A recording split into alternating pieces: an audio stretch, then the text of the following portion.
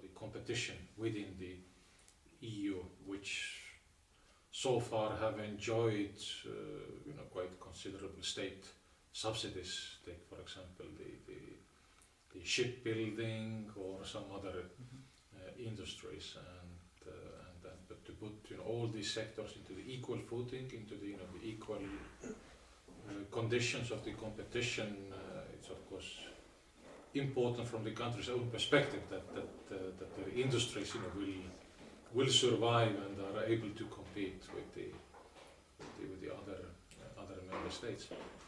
But I think there has been also a lot of the economic studies and the evidence that about the benefits the EU membership will bring, particularly from the economic point of view. Being a part of the larger common market.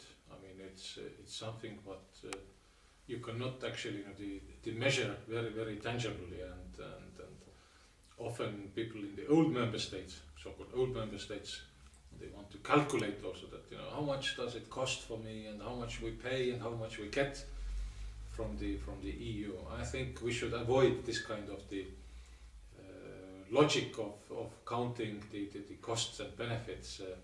I think the EU membership is something much more important than the broader, but also clearly with the economic benefits for the citizens in terms of the investments, but that means also the jobs, the higher pay, and the better life or the quality of the life.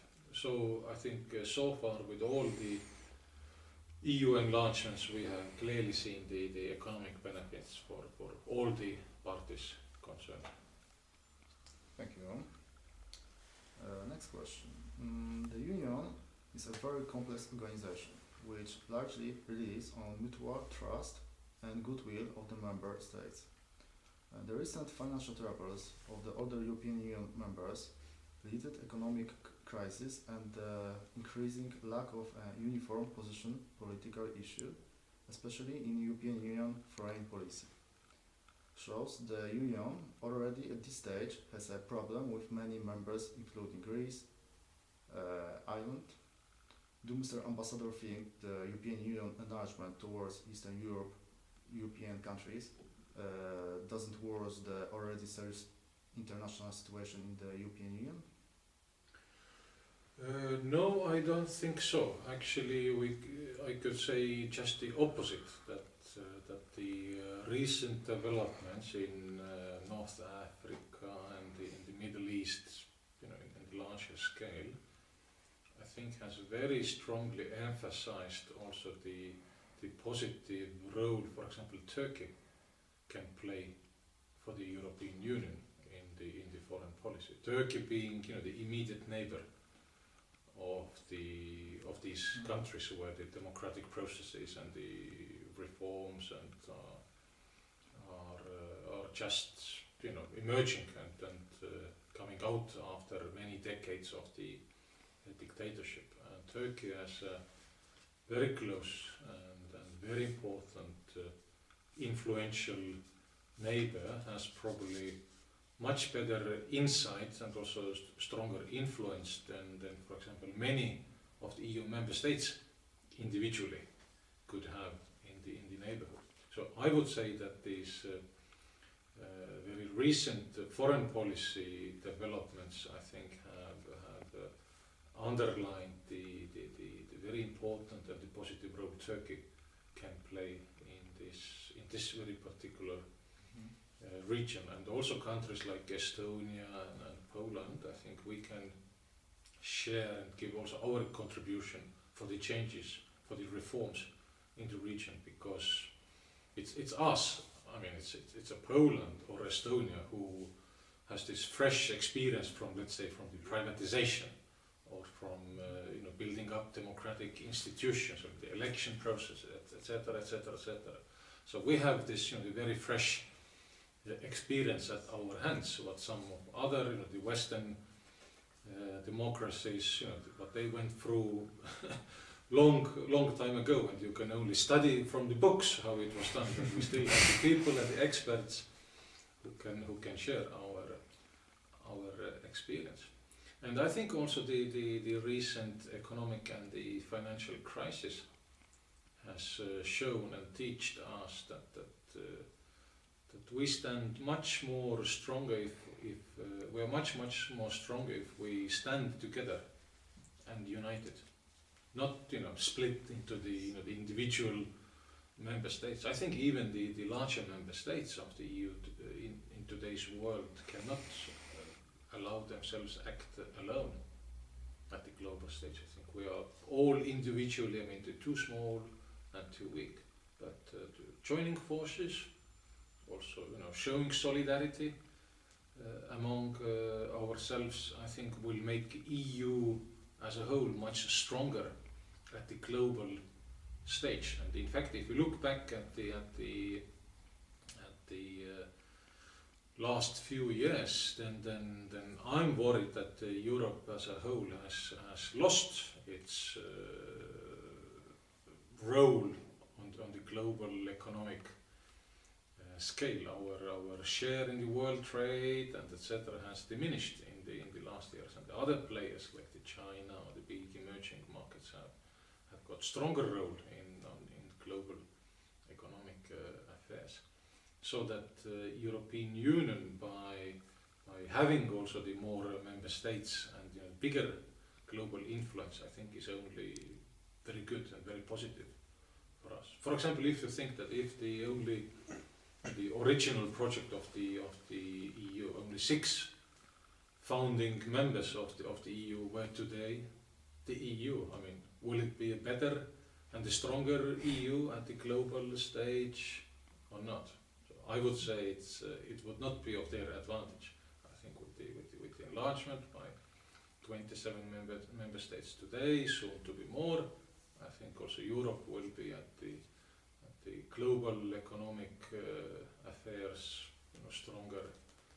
stronger player, and we shall continue with that course. Thank you. And the last question. Readiness to adopt the legal rules of the European Union is one of the basic conditions to the accession. The Treaty of Lisbon didn't apply any meaningful changes in this field, which means that there are still many disputable issues about applying the law in given countries and adjusting it to their internal organization. Are Croatia, Turkey and Ukraine ready to entirely accept the legal achievements of the European Union? Do the administration as well as the character of the state allow the European Union's law to be fully executed in those countries? Yes, I think this is another very, very crucial and important area. And I think we have also learned from the last enlargements actually how important it is to have the necessary legislation, and not only legislation but also the institutions in place who also implement this legislation. So I remember when Estonia joined the European Union, I was part of this negotiating team myself. We had about the 80,000 pages of this the EU acquis communautaire, or the legislation, and it was really very strong pressure on our parliament and the government to adopt necessary legal acts, and literally we had the big trolley bringing in the draft laws and the papers to our parliament to approve and adopt them. So we had to act in a very fast manner, not thinkable in any sort of the old democracy. To process draft legislation at such a speed. Of course, for the every EU negotiation, there can be only sort of the limited area of the legal acts where both sides can agree also certain transitional arrangements or the periods. But these should be rather the exemptions than the rule. Only on a very limited number of areas for the clearly justified reasons we can negotiate and agree on the transitional arrangements, but the rest, the majority, the big majority of the legislation has to be in place before the accession.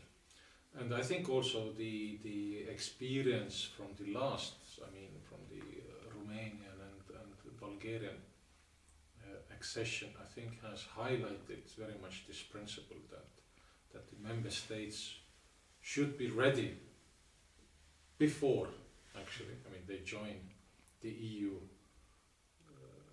and not, you know, to create any kind of the monitoring or the, you know, later assessment mechanism. I think it is very, very important that also the countries themselves, you know, get their legislation and the institutions ready and able to act as a member state and not leave you know, too much for the period after they become the member states. Of course, after they become the member state, there is anyway some small period of adjusting, you know, to the way you act as a member state and design your policy and views. But the homework, so to say, to qualify and to become a member state has to be done before. But again, I have no doubt that all the three countries concerned, the Turkey and the Croatia as already now, the acceding countries, and Ukraine as a possible, you know, the future candidate country, have the ability and the institutions strong enough to prepare and also to enact the legislation. Because the other member states, I think, should have the same trust that for example, take the court system, that when, you know, some cases are referred to the courts, that these legal disputes in Ankara or in Warsaw or in Tallinn are treated in the same way and not, you know, differently. And also that, for example, the law on the competition, I mean, is exactly the same. I mean, in Croatia or in Sweden, so that this fundamental principle of the equal treatment and you know, within the EU, there cannot be, you know, the separate or the different treatment of your own nationals or the companies and from the other member states. I mean, this should be, you know, be fully implemented across the countries, the territories of the European Union. Thank you. So we can summary that any further enlargement of European Union will be something positive, yes, and will European Union make stronger. Are you agree? Yes, I agree very much. I agree very much with this conclusion, and would also like to just also emphasize this principle of conditionality, that the countries themselves, you know, must be ready to meet, you know, the criteria and also European Union giving, you know, the all possible support for that, and we really should reward also these countries who make these difficult steps and get ready for the membership, and not take them, you know, hostage of any other process or any other countries. So I think it's another very, very important principle of the conclusion for the further enlargement. Thank you very much. It's the end of our interview. Thank you.